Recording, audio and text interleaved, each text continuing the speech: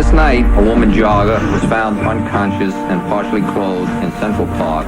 The details were almost too sickening to bear. A 28-year-old female jogger raped, her skull bashed in, pummeled beyond recognition. Her friends were only able to identify her by her jewelry. Earlier that same night, the park was packed. And after reports came in of several men getting attacked by black and Hispanic teenagers, police brought in 5 teens for questioning. 14-year-olds Raymond Santana and Kevin Richardson, 15-year-olds Antron McCrae and Yusuf Salam, and 16-year-old Corey Wise. They were questioned and about to be released when the call came in about a female jogger clinging to life. The teens were immediately separated and thrown into intense marathon interrogations, and they were repeatedly asked who raped the jogger. But the boys had no idea what they were talking about. Cops kept the pressure on with 24 hours of unrelenting interrogation, leaving the teens so exhausted, afraid, and desperate to go home, they broke and told the police exactly what they wanted to hear. 5 youths were arrested at 96th Street, all between 14 and 15 years of age. There is anger over this incident. While the rape victim remains in a coma, the police have arrested 8 teenagers. The media had a field day, demonizing them as a wolf pack on a reign of terror known as wilding. Told police that they were just out wilding. Do young white thugs go wilding, or is this strictly a black activity? Public figures jumped on their soapboxes to convict them in the court of public opinion. To have civic and political leaders defend them, as I have seen, it's an outrage. This is the ultimate siren that says none of us is safe. The jury gave 4 of them the maximum, 5 to 10 years in juvenile facilities. But 16-year-old Corey Wise was sentenced as an adult, serving 5 to 15 years in a maximum security prison. Wise was more than a decade into his sentence when convicted serial rapist Matthias Reyes approached him to apologize, admitting he was the one who raped the Central Park jogger. A review by the DA's office found Reyes' DNA all over the crime scene, that he knew intimate details that not even the cops had been able to figure out, and that he had absolutely no connection with the 5 boys who were convicted.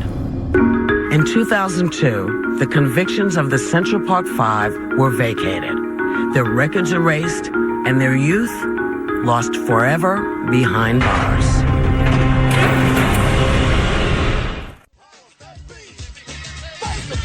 Hey, we back, everybody. Welcome back to the I've Been Falsely Accused radio show. I'm your host, Cogee. This is part 24 that we're doing today, and it's a blessing to be able to do part 24 right now. Jeffrey, my main man, what's up with you? Just enjoying the show, Cogee. Doing what we do. I hear you. Jeffrey, what did you think about that clip? I played that Century Park 5. I played it on purpose because the young lady is in the studio with us right now. She's never heard about that at all. And I wanted to play it for her and let her know that this is really deep. You know, what's happening to people. What do you think about that clip every time you hear it, Jeffrey? It takes me back to my own situation, you know. I really, Cogee, I wish I could be like you in the sense that, you know, I wasn't personally wrongfully convicted, you know, but instead I'm stepping up because, you know, it's a serious issue and it's the right thing to do. But that's not my lot in life, you know. My lot in life is I'm stepping up because it's the right thing to do, but I'm motivated because, you know, it happened to me. That's right. And I wish it hadn't happened to me, you know. Coach, I wish I could give back every dollar, every penny, every dime, and just have had a normal life. That's right. And not have went through it, but can't go back in time. All I can do is be the best me I can be now, and, you know, that's why we work together. That's right. You know what, Jay? What I want to do, I don't want to wait because I got Jeffrey in a zone right now where I want him. Play Jeffrey's clip. Get Jeffrey's clip lined up, the special clip that we got for Jeffrey. Jeffrey, I want to keep talking to you for a minute until they load your clip up. Jeffrey, I want to ask you something. How old were you when you went in, and what don't people understand about you going to prison at the age you were? I was 17 years old at the time in which I went in, Cogee. I came out at 32. What people don't, one of the aspects of my case that really don't get emphasized as much because the other things, get the attention for whatever reason, is that like in New York and in many other states, depending on what the crime is, they can charge you actually as an adult. So even though I was 16 years old, I was charged as an adult, which meant that, I was exposed to, an adult sentence. I mean, my sentence was 15 to life. That's an adult sentence. I mean, had I been wrongly convicted of a murder but charged as a juvenile, the sentence would have been 9 to life, not 15 to life. And there's a practical, everyday aspect of it. I mean, what it means to have been convicted as an adult, which is that I was sent to a men's maximum security prison with fully grown, developed, big physique men, many of whom were guilty of having committed, violent crimes. And here I am, 17 years old, weighing 150 pounds, and I never was a street kid. So, I mean, just so everybody can get the idea, I mean, it was extremely dangerous situation, and in many ways, I'm lucky to be alive because, I mean, if I was a betting man, I would have to say that I'd have to recognize that, the odds was against me surviving. That's right. And even when you was in there, you went through some violence. Can you speak on that just a little bit? Yeah, Cogee, there were a number of times I was assaulted, and, one time I nearly lost my life. There's vigilante mentality in prison towards people who've been convicted of sex offenses, and, I remember the time I nearly lost my life. I mean, I was hit multiple times on both sides of my head with a 10-pound weight plate. And I took multiple shots on both sides. I mean, I went to the outside hospital. I mean, I guess I'm lucky for that, too. Right. And all that because, the prisoners there thought that I was a rapist because I wasn't just. If I had just been convicted of a murder, Cogee, then that would have been cool. In the perverted minds of, the prisoners that was there. I mean, someone's there for murder, then there's like a perverse respect that is surrounded, by them. But because I was there for a rape along with that murder, then, that made me particularly vulnerable because of that vigilante mentality. Wow. That is deep. You're right. No, you and I never spoke about that aspect of it before. Nope. That's right. Definitely. Any setting, but, But you know what, Jeff? I want to go back to this real quick, and then we're going to move forward. Everything you said was very touching, and I mean, I'm so sorry that had to happen to you. But let me say this part real quick. You said if you come in as a murderer, that's accepted. That's cool. That's like, thumbs up when you in there. You get what I'm trying to say for that. But when you come in as a rapist or come in of something like that, then they coming at you as a vigilante. But the thing about it is, a lot of people that come in, like you said, they've been falsely accused. Then they go through all this, and then it's like they endure even more pain through that situation. Can you speak on that? Absolutely, you hit it right. You hit it right on the head, and beyond the physicality of that, we get it from the prison administration too. I mean, they try everything under the book, under the sun, to try to force people who've been wrongfully convicted of sex offenses to take a sex offender training program, which has a mandatory element that you have to not only admit guilt to the instructor but to the other prisoners in the class, and then they try to make you give details. You got to give details of the crime, and then they want it all on paper, not verbally. And if you don't, then they kick you out of the class, and you're deemed to have refused to have completed it. Meanwhile, the parole board is going to want to know, why didn't you take and complete the sex offender program? The administration uses a lot of ways to try to force people into it. I mean, they'll deny you to get transferred closer to home. You deny certain housing within the prison where there's a few more a few more creature comforts. There's different ways that they try to apply pressure to try to force people to take it. And sometimes men break. Thank God I never did. I stuck to my guns. And, many prisoners were allowed in New York what's called trailer visits. This trailer is located on the prison compound, and you can spend like 2.5 days there with your family. They can bring food in, and and you stay there with him. You watch television, y'all talk, y'all cook. I couldn't do that. They told, look, once you take and complete the sex offender training program, then you could apply to go out there with your family. Do you get to spend the night with your family, or you go back to the cell? No, you spend the night. They would arrive there like on around. They process you through like on a Friday, say like 10 or 11 in the morning. It was your family, and you would go out there and you'd meet your family there, and you'd stay there the rest of Friday night, all day Saturday, and then you would leave Sunday morning. I mean, the only break up in it would be 4 or 5 times a day. You'd have to stand right outside the door of the trailer in the prison uniform so they could count you. And other than that, you go right back in.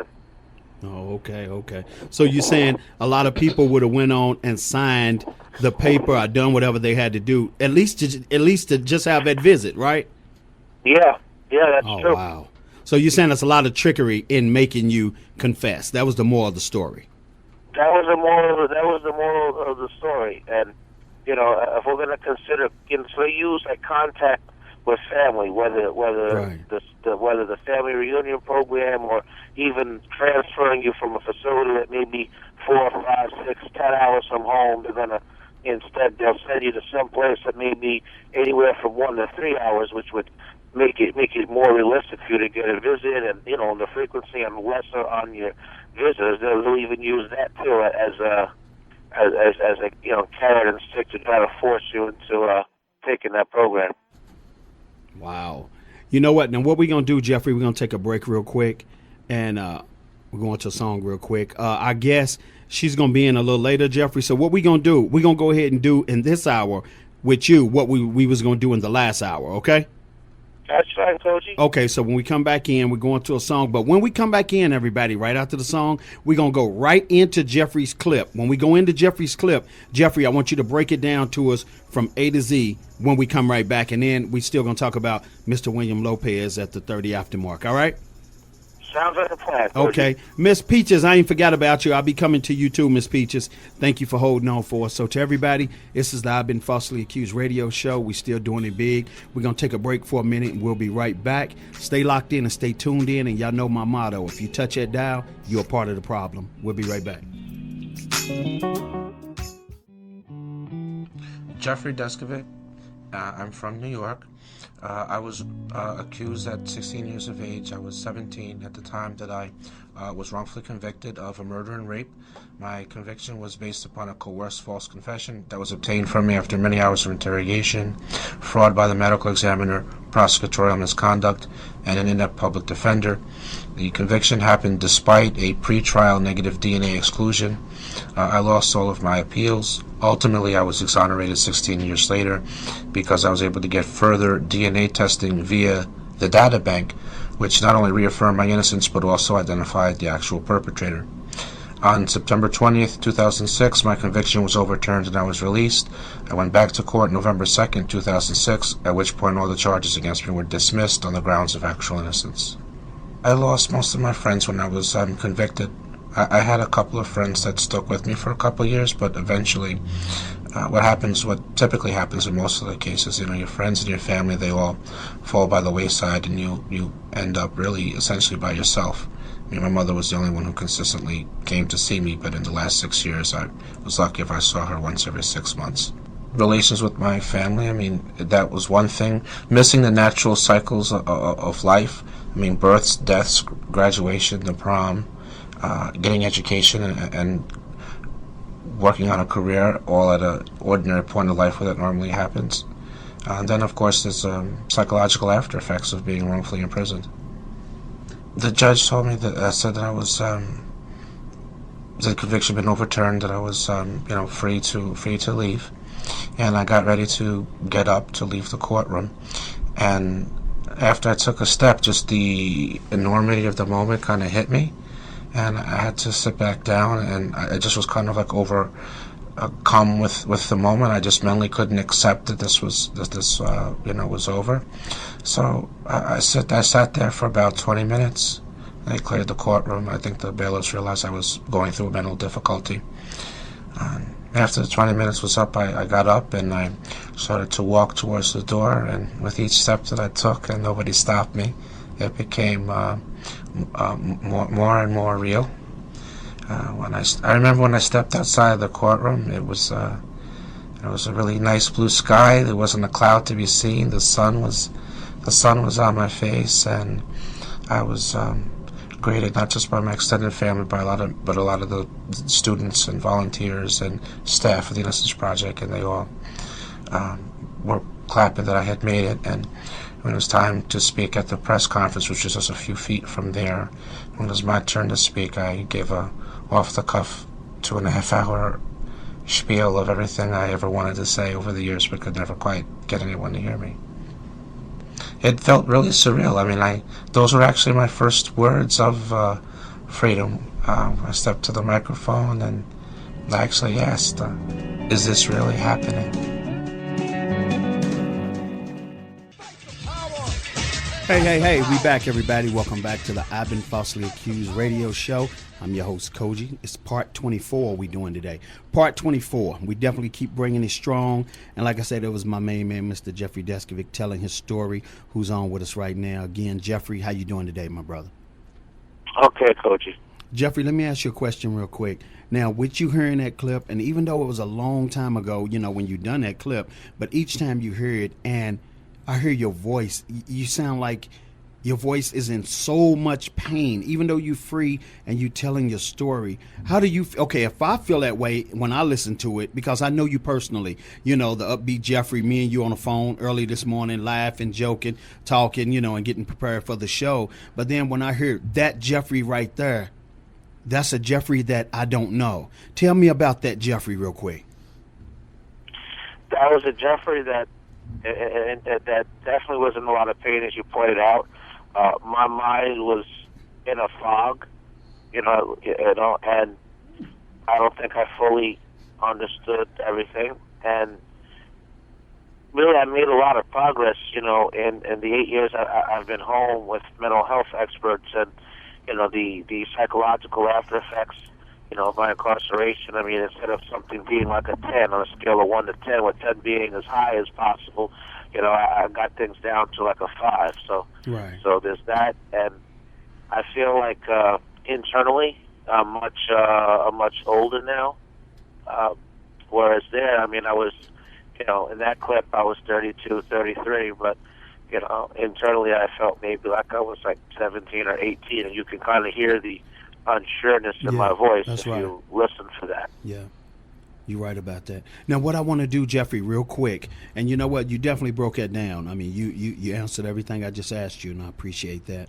And like I said, I told everybody when they hear this clip, I want them to ask you questions about what they heard with your clip. First, I want to go to you, Miss Peaches. What do you want to ask Jeffrey about the clip and what you heard a minute ago? Hi, Jeffrey. Hi.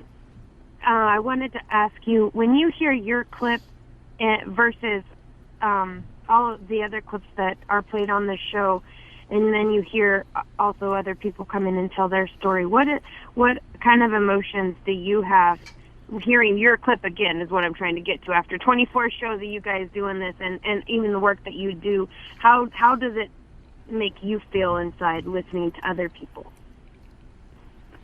Well, when I'm listening to other people's clips, I get sad, I get emotional. I know a lot of times I don't let on, but my emotion is based around empathy for other people, having, understood what they went through from the lens of my own experience. Whereas listening to my own clip, I'm reliving my experience, and it's a different type of emotion. So that's what goes through me, and then occasionally the afterthought, wow, I've made so much internal progress since then. That goes through my mind too. Okay. Miss Peaches, you got another one? Yeah, I wanted to know. I had it right there, Coach. It was right at the tip of my head, and now I can't remember what it was. You want me to come right back to you? No, I remember now. Is it something where you would rather not hear your clip and relive the emotion, or is it something that really pushes you and keeps you going in your fight? Well, I definitely want to continue to hear the clip, because part of what I bring to the show is the personal experience. It's almost like what I bring to the college classroom at Rockland Community College, where, this semester I'm an adjunct professor, and I'm teaching one class down on wrongful convictions. And so in the same aspect, what I bring is the personal experience, along with the, academic learning. So I think that it adds to the show, and I believe that people, for me to be effective, I think people need to know who I am, and part of knowing who I am is knowing my story. And but for those clips, how do we do that? I mean, how much talking about it could we do? I mean, that's value, but the clips are even better. So I'm willing to pay that price. I'm willing to go through it if it's 1,000 times. I'm willing to do it. Okay. Okay, thank you. There it is. Now, what I want to do, everybody, we got to take a quick break. It's going to be a fast break, and we're going to get right back in, and we got the rest of our team. They want to ask questions. Miss Elsa Prado is in the house with us, and she'll be right back in with us as well. And, Elsa, I want you to get ready to ask Jeffrey something, too, if you heard the clip, definitely. So, everybody, stay locked in. Stay tuned in. You're listening to the I've Been Falsely Accused radio show with me, your host, Cogee, and Mr. Jeffrey Deskovic, and we'll be right back in a quick second. Hey, we back, everybody. Welcome back to the I've Been Falsely Accused radio show with me, your host, and my main man, Mr. Jeffrey Deskovic. Okay, now what we want to do, like I said, before we went to the break, we got our team. They want to ask Jeffrey questions. So basically in this hour, it's Ask Jeffrey. You know what I'm saying? Jeffrey, we talking about his life and him being in prison, what all he's been through. And we got, like I said, we want our single moms to ask. We want our full home moms to ask questions. So I'm going to go to Foxy, what would you like to ask Jeffrey? Hey, Jeffrey. Hi. All right. I just wanted to know if you have a case and they keep saying that they didn't do it, I've been falsely accused, and then you find out that they really did do it. How does that make you feel? That they lied to him.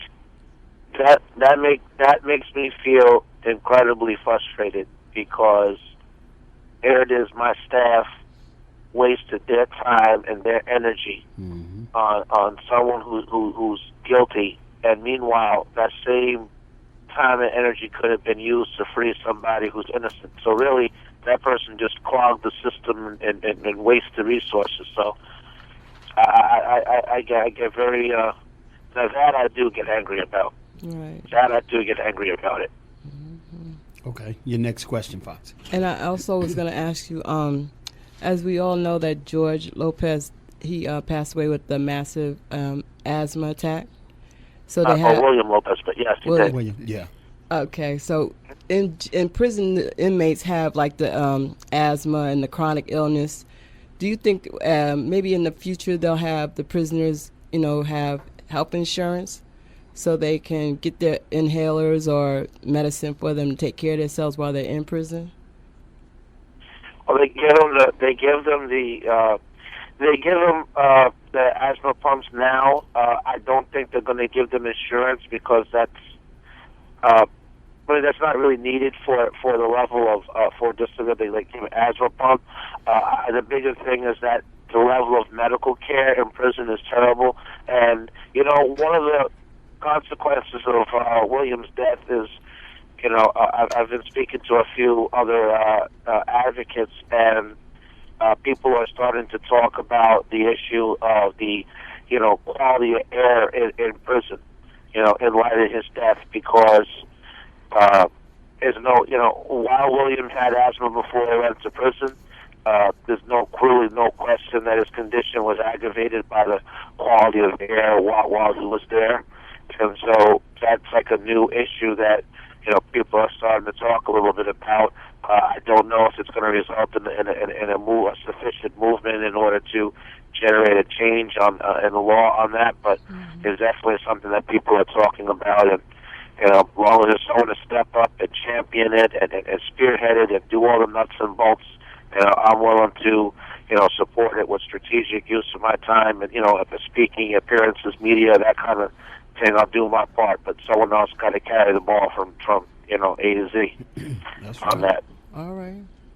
There it Thank is, you. definitely. Malika, Sure. what would you like to ask Jeffrey? Hi, Jeffrey. Hi. How are you? I'm doing the best I can. I still miss my comrade a lot. Right. I'm sure you do. So, Jeffrey, I'm going to take you back to where you was in prison and ask you a question. How do you think that we can reach the people more in prison? And where do you think the need is? How we can reach the people more in prison? So my question is, when we go on to minister, do you think that help you? If not, what can we do more to reach the needs of the people? I think expanding the base of volunteers. I love when I was in prison. I loved it, and many other people. We loved it when people would come in and volunteer, but occasionally they couldn't come. Sometimes they got sick or other family issues or different things come up. But if there's more than one person involved, then sessions don't have to be canceled if one person can't make it. Having other volunteers come in. In a way that I can't fully articulate. Speaking with somebody from the outside is not the same thing as talking with other people that are incarcerated with you. I think we need to have more volunteer programs. That communication from the outside, especially when it's in person, it means so much. And so maybe people that have a skill, whether it's writing or something else. A lot of prisoners would, the college is gone from prison, really, by and large, except for certain privately funded programs like Hudson Link, but those are rare. It's not in all the facilities, but people that could teach the prisoners, different academic things, different skills. There's a whole wide range of things, but it broaden the base. And I think that just being there, being empathetic, looking past maybe a rock in the jaw or a standoffish type of comment or those are all just defense mechanisms by people that are hurt, that are almost afraid to relax and trust and be embraced by love and caring and empathy. So ignoring those and looking past that, and that's probably the best piece of advice I could give you. Right. So my point is the need is there, for people to go and continue to minister and to bring other services in. Absolutely. Right. 100%. Because on the real, no matter what they say, right, Department of Corrections and the government, it's not really about rehabilitation. It's not, because if it was, then they would have colleges in prison because of the low recidivism rate.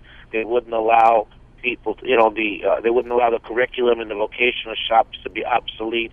They would insist that the instructors actually teach rather than them just coming in and just collecting a paycheck and just wasting time doing very little instruction. They wouldn't allow the conditions there. They wouldn't allow the verbal abuse from the guards, so that's not conducive to rehabilitation. So understanding all those things proves the idea that prison's not about rehabilitation. That's not to say that people in there don't need to improve or be rehabilitated. It just has to happen despite the system.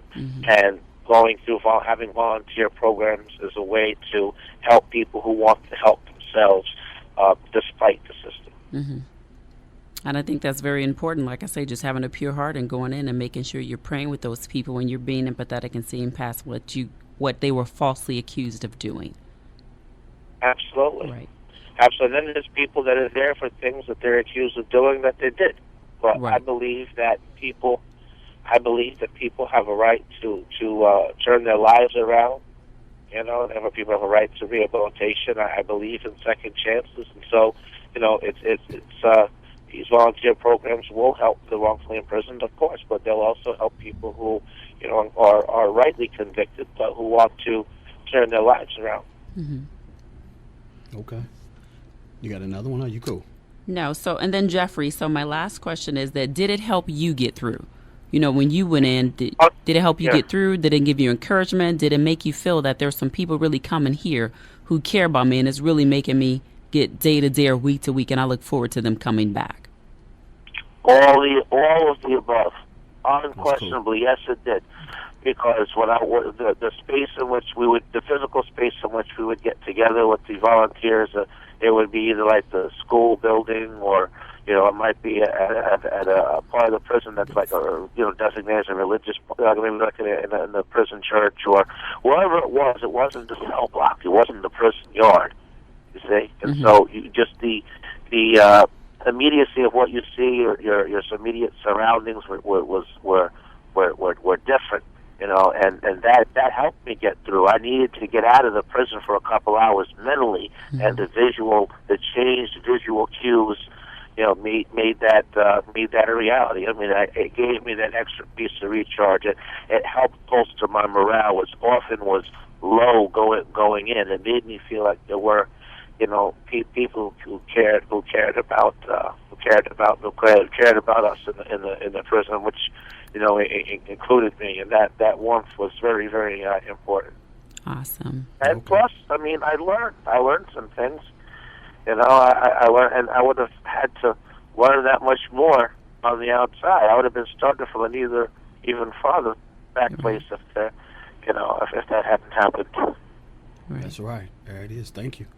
All right. Now, what we want to do, we got Miss Elsa Prado from Chicago, who's going to be doing her thing in the last hour. We're going to be talking to her. So she's chiming in with us as of right now. Elsa, how you doing? I am good, Cogee. How are you? I'm doing all right, thank you. What would you like to ask Jeffrey, Elsa? I want to ask you, Jeffrey, first, hello. I've been in the judicial court system for 16 years already, so I get to see a lot of things. And one of the things that sparked my curiosities in asking you about coercion, because that's one of the things I find very frustrating when I see attorneys and state's attorneys asking for, like, in exchange for this, let's do that. In exchange for this, let's do that. How important do you feel it is for people to really exercise their rights? And when they have to say, I don't know, they have to say, I don't know. When people have to say, you know what, I don't want to do this, I'm going to remain silent if that's what I have to do. I'm going to wait for my attorney, and all those things that you already know where I'm going with this. How important is it for people to really exercise their rights and not give in to those pressures? Oh, it's critical. It's critical.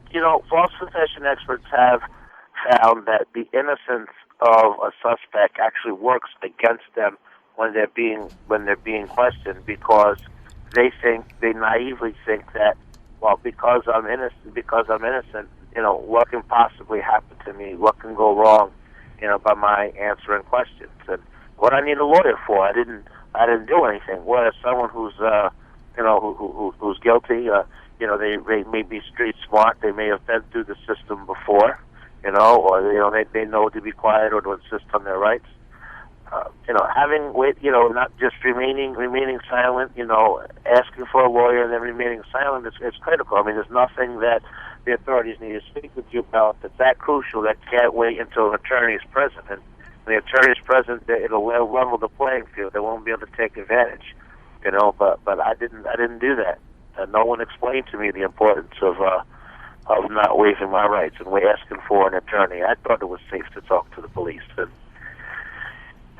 I'm sad to say, I mean, that was a major factor as to why I was arrested and ultimately wrongfully imprisoned for 16 years. Wow. Elsa, you got another question? Yes, I do. So when we're talking about this and how crucial and how important it is, because a lot of people give up their rights, and that's one of the things that frustrates me as a court employee. It's like, why are you giving your rights? Use them. And I find it very frustrating, like you said, how critical it is. And I want you, being the person that, you've been there, you've lived through it. I pretty much just want you to tell people that when they're in that situation, to really, stand firm, to really, like stick to your guns when it comes to your rights. Because if you don't preserve them, look at what you've gone through. You know, it's a horrible nightmare. And the people, and I'm going to say this, but I hate to say it because you know how it is, Jeffrey. The people with the money, they have done the bad deeds, but they got the money, so they're going to get out. Mm-hmm. And the people that are poor, the people from low income, are going to be the people who are going to sit there in jail and just do their time because they don't have any way out. Am I right? Exactly right. Exactly right. If you have money, then you can afford to buy, hire top quality lawyers, and and if you don't, then you're stuck with the public defender. I mean, a lot of those lawyers, aren't very good. They're run down. They're jaded by the system. Then there's built-in handicaps that hinder even the most well-intentioned of public defenders from too large a caseload to unequal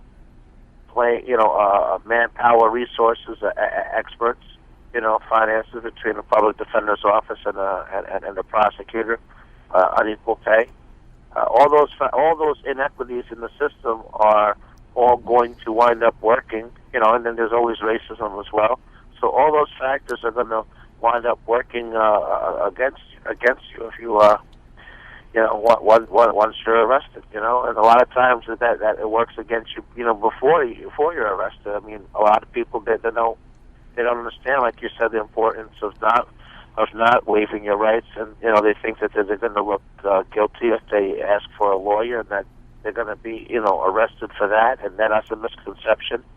And sometimes, as sad as it is, the police they co-opt the parents. The parents becomes an agent of the police. Well, look, Johnny. I mean, look. Why don't you just tell them what happened? Just tell them what happened. We can go home. I mean, look. You obviously they got something on you. They know that you did that. That's why they're holding you here. Just tell them the truth. Tell them the truth. Apply more pressure, and before you know it, a false confession may occur, facilitated by a parent. And tell them how hard it is to remove a confession once it's in your file. So say that again? I said tell the public how hard it is to remove a confession from your file once it's in your file. Well, I mean, once there's like an 80% tell the conviction rate. public how hard it is just to get that confession out of there. There's an 80% conviction rate. I mean, this false confession has been the cause of wrongful convictions in 25% of the 311 DNA-proven wrongful convictions to date. Mm-hmm. It's a devastating form of evidence, because the problem is going to be, even when one's innocent, despite all the evidence to the contrary, like in my case, I was convicted based on a coerced false confession, despite DNA tests showing I was innocent. Most people think that if they were innocent, they would never commit to a crime they didn't commit. And if most people think that, then jurors are going to think that, and that's who makes the decisions as to guilty or innocent. There it is. Definitely, you're right about that. Miss Peaches, you got another question for Jeffrey, real quick. What do you see, you and Cogee, through your show and Elsa and everybody? Where is your fantasy, your vision for all of this, and why you guys all go so hard? Well, we go so hard. Hold on, Jeffrey. Wait a minute. We down to 5 minutes. So Jeffrey, I'm gonna let you go ahead and say what you got to say real quick, Jeffrey. And then when we go over into the next hour, Elsa's hour, we can still all answer the question together, because that was an all of us question. But Jeffrey, you go ahead and spearhead it. Sure. I do it because I want to raise public awareness about the problem of wrongful convictions, and which I think is a key step in trying to get laws changed to prevent this from happening. It goes to the matter of preventing this from happening to other people. I mean, if you understand, why you should not, what to do and how not to waive your rights.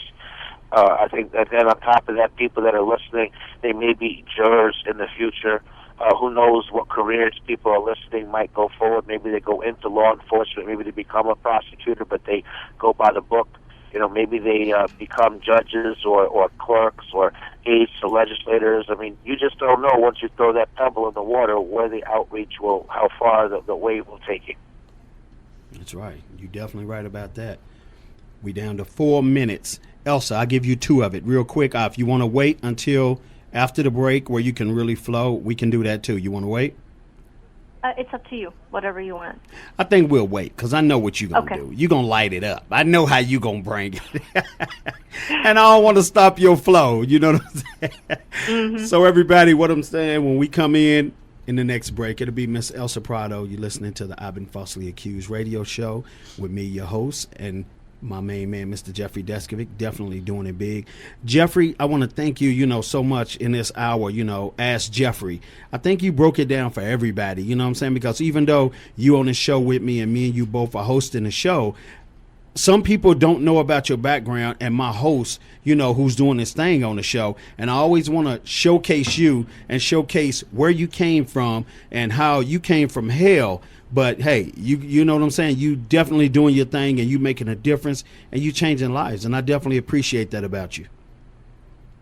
Thanks, Cogee. Yeah, definitely. So Jeffrey, you feel like you answered everything in this hour? Or I do. Okay. I mean, at times I felt I tried to be short and concise because I like to get as many questions asked of me as possible. But, some of the items just called for a little bit, more packed into the answer. So maybe I got a little bit long-winded here and there. But, there was a lot of information I wanted to try to impart to people. Yeah. Well, that's your truth, and that's what we want. I mean, no matter how long you took, the question has to get answered the way in your heart, that it's in your heart. And that's what I always tell you, come with your heart. But I know you. That's the only way you know how to do it, getting down with your heart. So to everybody that's listening, you're listening to the I've Been Falsely Accused radio show. Like I said, we do this show because we care about others. We do this show because we put others before us. We make sure that, we try to help those who can't help themselves, especially the ones that's been falsely accused, the ones that feel like, I have nobody. The ones that feel like, man, why did God let this happen to me? I ain't thinking about God. I don't want to have nothing to do with God. Why am I in here? Those are all the people, because some things do happen that's unexplained. Are really unexplained. But the sad part about it, people believe anything they hear in the news. They believe anything they hear in the news about any of us. And sometimes even the closest people to you don't say to themselves, come on, that ain't true. I know him personally. He ain't with that. First thing somebody is quick to do is abandon you. And that's why we do these shows, because we letting y'all hear that you so quick to abandon somebody, but that same person that you felt was a good person and you had his back 100% and you was riding with he or she, then you hear something about him and you abandon him. If we that cool and we that close, no, you're supposed to go to them and say, hey, what's going on? What's really going on? Now, if you know that person personally, when they look you in your face and say, hey, this ain't me. I don't roll like this. I'll take lie detector. I'll do whatever I need to do to show my innocence. You're supposed to link right back up with that person. But anyway, I'm ashamed if you unlinked yourself over something you heard and not something you didn't know from that person. That ain't a real friend. A friend sticks with you closer than a brother. So y'all stay locked in and y'all stay tuned in. And like I said, on this show, we are sisters and brothers. We are fighting as a community. In this show, we all need help. All of us on these mics, we all need help. Nobody is immune to help. So we all need that. So we'll be right back. Stay locked in, stay tuned in, and we're going to get it in when we get back.